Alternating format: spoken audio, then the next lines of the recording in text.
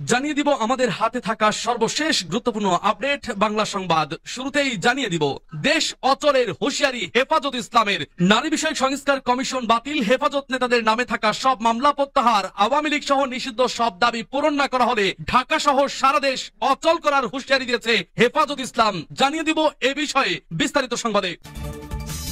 এরপর জানিয়ে দিব বেগম খালেদা জিয়ার দেশে ফেরা ঘুরে যাবে রাজনীতির মোড়। রাজনৈতিক বিশ্লেষকরা বলছেন বেগম জিয়া দেশে এসে রাজনীতিতে ফিরলেই রাজনীতির মোড় ঘুরে যাবে, সব স্রোত মিশে যাবে। বেগম জিয়াকে কেন্দ্র করে তিনি সর্বজন গ্রহণযোগ্য ব্যক্তিত্ব, রাজনীতিতে তার সুচিন্তিত কোন সিদ্ধান্ত বক্তব্য মেনে নিয়ে সব মত ও পথের রাজনীতিকরা প্রহর গুনছেন। এ নিয়ে থাকছে বিস্তারিত সংবাদে।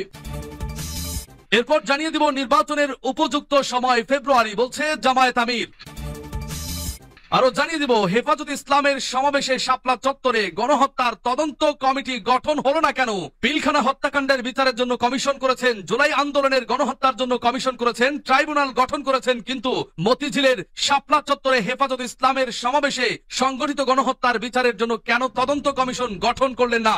এর জবাব চাই, কঠিন জবাব দিতে হবে, নয়তোবা অনতি বিলম্বেই সরকারের মসনদ থেকে নামিয়ে ফেলবেন হেফাজতে ইসলাম, গোটা বাংলাদেশকে অচল করে দেবেন, এমন হুঁশিয়ারি দিয়েছে হেফাজত ইসলাম। এ নিয়ে থাকছে বিস্তারিত সংবাদে। এবং সর্বশেষ জানিয়ে দিব ঝড়ো হওয়ার পূর্বাভাস, 7 অঞ্চলের নদী বন্দরের সতর্ক সংকেত। শুনছিলেন সংবাদ শিরোনাম, এখন বিস্তারিত। তবে তার আগে অনুরোধ থাকবে ভিডিওটিতে একটি লাইক এবং কমেন্টস করে জানিয়ে দিন আজকের এই ভিডিও সম্পর্কে আপনার মূল্যবান মতামত। আর অবশ্যই এই ভিডিওটি আপনার ফেসবুক সোশ্যাল মিডিয়ায় শেয়ার দিয়ে ছড়িয়ে দিন, আর জানিয়ে দিন আপনি কোন জেলা থেকে বা কোথা থেকে আমাদের সংবাদটি শুনছেন এবং দেখছেন। দেশ অচলের হুঁশিয়ারি হেফাজতে ইসলামের। নারী বিষয়ক সংস্কার কমিশন বাতিল, হেফাজত নেতাদের নামে থাকা সব মামলা প্রত্যাহার, আওয়ামী লীগ নিষিদ্ধ সহ সব দাবি পূরণ করা না হলে ঢাকা সহ সারা দেশ অচল করার হুঁশিয়ারি দিয়েছে হেফাজতে ইসলাম বাংলাদেশ। জাতীয় মসজিদ বাইতুল মোকাররমের সামনে গতকাল জুমার নামাজের পর আয়োজিত বিক্ষোভ সমাবেশে প্রধান অতিথির বক্তব্যে এই হুঁশিয়ারি উচ্চারণ করেন সংগঠনের কেন্দ্রীয় সিনিয়র সহ সভাপতি ও ঢাকা মহানগর সভাপতি মাওলানা জুনায়েদ আল হাবিব। সরকারকে উদ্দেশ্য করে হেফাজতের এই নেতা বলেন, আমাদের দাবি মানা না হলে আগামীকাল ঢাকা অচল হয়ে যাবে। আন্দোলনের মুখে হাসিনার বিদায় হয়েছে, আপনি ফুয়ের সঙ্গে বিদায় হয়ে যাবেন। আপনার সময় কাল পর্যন্ত নারী বিষয়ক সংস্কার কমিশনের কোরআন বিরোধী প্রতিবেদন ও কমিশন বাতিল, সংবিধানের বহুত্ববাদের পরিবর্তে আল্লাহর উপর আস্থা ও বিশ্বাস পুনর্বহাল, ফ্যাসিবাদের আমলে দায়ের করা সব মিথ্যা মামলা প্রত্যাহার, শাপলা চত্বর সহ সব গণহত্যার বিচার, ফিলিস্তিন এবং ভারতে মুসলিম গণহত্যা ও নিপীড়ন বন্ধের দাবিতে আজ শনিবার রাজধানীর সোহরাওয়ার্দী উদ্যানে আয়োজিত মহাসমাবেশ সফরের লক্ষ্যে বিক্ষোভ সমাবেশের আয়োজন করে হেফাজতে ইসলাম বাংলাদেশের পল্টন জোন। আজ হেফাজতের সমাবেশ সারা দেশ থেকে মানুষ অংশগ্রহণ করবে জানিয়ে জুনায়েদ আল হাবিব বলেন, ইতিমধ্যে দিনাজপুর থেকে 42টি বাস আসার জন্য প্রস্তুত হয়েছে। 4 থেকে 4,500 মানুষ বরিশাল থেকে লঞ্চে আসবে। সমাবেশ সফল করতে তিনি সবাইকে শনিবার ফজরের নামাজের পর মিছিল নিয়ে সোহরাওয়ার্দী উদ্যানে জড়ো হওয়ার আহ্বান জানান। হেফাজতের কেন্দ্রীয় নায়েবে আমির মাওলানা মহিউদ্দিন রব্বানী বলেন, আগামীকাল আলটিমেটাম দেওয়া হবে। হেফাজত নেতাদের নামে, আলেমদের নামে থাকা মামলা প্রত্যাহার এবং নারী কমিশন বাতিল না হলে প্রয়োজনে কঠোর কর্মসূচি দেওয়া হবে। কেন্দ্রীয় নায়েবে আমির মাওলানা সরওয়ার কামাল আজিজি বলেন, আমাদের দাবি স্পষ্ট, তা মানতে হবে। ইসলাম বিরোধী এই কমিশন বাতিল করতে হবে। বাতিল না করা পর্যন্ত আমাদের সংগ্রাম চলবে। সমাবেশে আরো বক্তব্য দেন হেফাজতে ইসলামের নায়েবে আমির আহমেদ আলী কাসেমি, কেন্দ্রীয় যুগ্ম মহাসচিব মাওলানা আজিজুল হক ইসলামাবাদী, কেন্দ্রীয় যুগ্ম মহাসচিব মাওলানা মীর ইদ্রিস, পল্টন জোনের উপদেষ্টা ও কেন্দ্রীয় নায়েবে আমির আব্দুল কাইয়ুম সুবহানী, কেন্দ্রীয় সাংগঠনিক সহ সাংগঠনিক সম্পাদক মুফতি জাবের কাসেমি প্রমুখ। বিক্ষোভ সমাবেশে শেষে হেফাজতে ইসলামের পল্টন জোনের সভাপতি মাওলানা সালাউদ্দিনের নেতৃত্বে একটি মিছিল বাইতুল মোকাররম মসজিদ থেকে বের হয়ে পল্টন হয়ে বিজয়নগর মোড়ে গিয়ে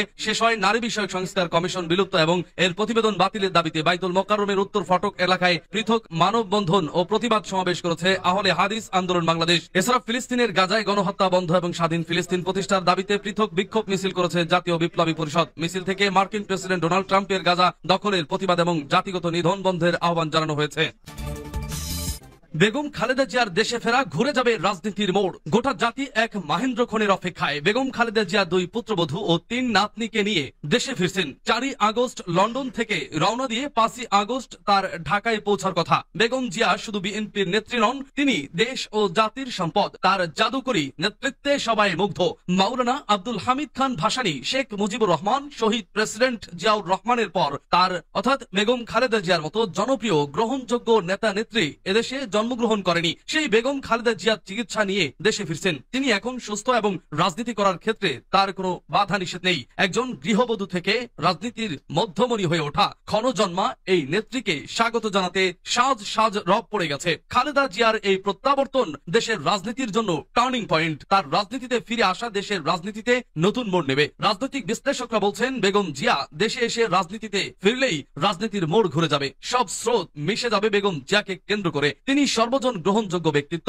রাজনীতিতে তার সুচিন্তিত কোন সিদ্ধান্ত ও বক্তব্য মেনে নিয়ে সব মত ও পথের রাজনীতিকরা প্রহর গুনছেন। এছাড়াও বেগম খালেদা জিয়া ও অন্তর্বর্তী সরকারের প্রধান উপদেষ্টা ডক্টর মোহাম্মদ ইউনুস চিন্তা ও চেতনায় একে অন্যের পরিপূরক। নোবেল বিজয়ী ডক্টর ইউনুসের দুর্দিনে পাশে দাঁড়িয়েছিলেন বেগম খালেদা জিয়া। 2010 সালে ডক্টর ইউনুসের বিরুদ্ধে ফ্যাসিস্ট হাসিনার জুলুম নির্যাতনের বিরুদ্ধে কঠোর অবস্থান নিয়ে জাতীয় সংসদে বেগম জিয়া যে বক্তব্য দেন সেটি সোশ্যাল মিডিয়ায় ভাইরাল। আবার গত বছরের 21 নভেম্বর সশস্ত্র বাহিনী দিবসে ঢাকা সেনানিবাসের সেনাকুঞ্জে যান বেগম খালেদা জিয়া। অসুস্থ খালেদা জিয়াকে পেয়ে ডক্টর মোহাম্মদ ইউনুস আবেগাপ্লুত হয়ে ওঠেন এবং তিনি বেগম জিয়াকে পেয়ে নিজেকে ধন্য মনে করেন। বেগম জিয়াকে দেখেই ডক্টর ইউনুস সেখানে এগিয়ে যান এবং দাঁড়িয়ে থেকে কিছুক্ষণ কথা বলেন। এ সময় ছাত্র জনতার আন্দোলনের নেতৃত্ব দেওয়া ছাত্র নেতা ও অন্তর্বর্তী সরকারের উপদেষ্টাদের দেখা যায় লাইন ধরে বেগম খালেদা জিয়ার সঙ্গে নিজেরা পরিচিত হচ্ছেন এবং বেগম জিয়ার সঙ্গে ছবি তুলছেন।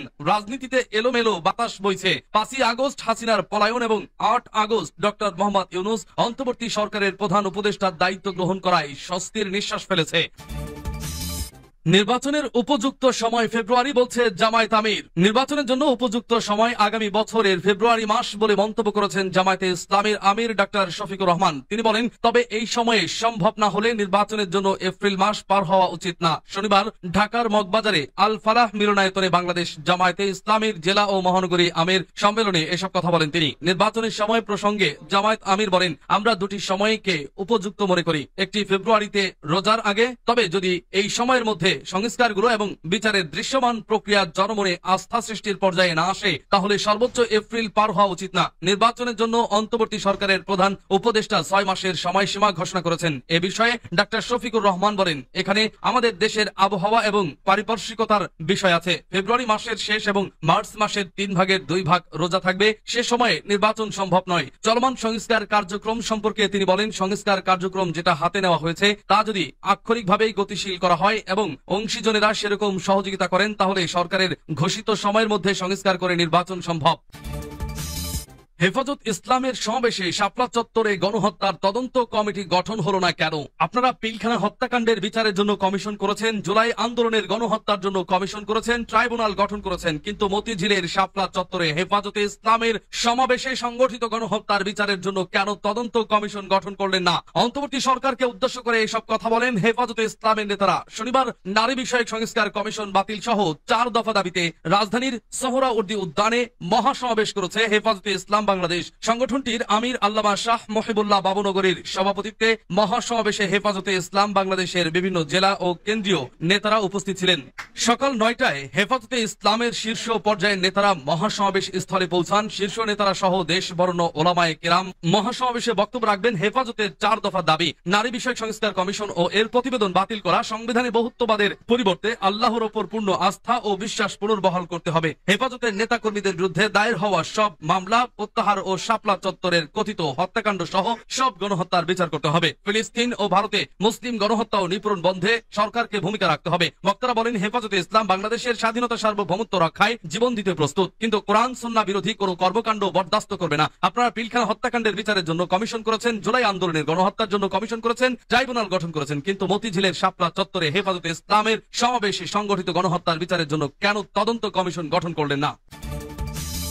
ঝড়ো হাওয়ার পূর্বাভাস, 7 অঞ্চলের নদী বন্দরের সতর্ক সংকেত। দেশের 7টি অঞ্চলের উপর দিয়ে ঝড়ো হাওয়া বয়ে যেতে পারে, তাই সেসব এলাকার নদী বন্দরগুলোকে 1 নম্বর সতর্কতা সংকেত দেখাতে বলা হয়েছে। শনিবার এমন পূর্বাভাস দিয়েছে আবহাওয়া অফিস। আবহাওয়াবিদ খন্দকার হাফিজুর রহমান জানিয়েছেন, বরিশাল, পটুয়াখালী, নোয়াখালী, কুমিল্লা, চট্টগ্রাম, কক্সবাজার এবং সিলেট অঞ্চলসমূহের উপর দিয়ে পশ্চিম উত্তর পশ্চিম দিক থেকে ঘন্টায় 45 থেকে 60 কিলোমিটার বেগে অস্থায়ীভাবে দমকা ঝড়ো হাওয়া সহ বৃষ্টি, বজ্র বৃষ্টি হতে পারে। এসব এলাকার নদী বন্দর সমূহকে 1 নম্বর সতর্কতা সংকেত দেখাতে বলা হয়েছে। রবিবার সকাল পর্যন্ত দেওয়া পূর্বাভাসে বলা হয়েছে রংপুর, রাজশাহী, ঢাকা, ময়মনসিংহ, খুলনা, বরিশাল, চট্টগ্রাম ও সিলেট বিভাগে 2-1 জায়গায় অস্থায়ীভাবে দমকা হাওয়া সহ বিদ্যুৎ চমকানো, বৃষ্টি, বজ্র সহ বৃষ্টি হতে পারে। সারা দেশে দিন এবং রাতের তাপমাত্রা সামান্য বৃদ্ধি পেতে পারে। রবিবার সকাল থেকে পরবর্তী 24 ঘন্টার পূর্বাভাসে বলা হয়েছে রংপুর, রাজশাহী বিভাগের কিছু কিছু জায়গায় এবং ঢাকা, ময়মনসিংহ, খুলনা, বরিশাল, চট্টগ্রাম ও সিলেট বিভাগের 2-1 জায়গায় অস্থায়ীভাবে দমকা হাওয়া সহ বিদ্যুৎ চমকানো, বৃষ্টি, বজ্র সহ বৃষ্টি হতে পারে।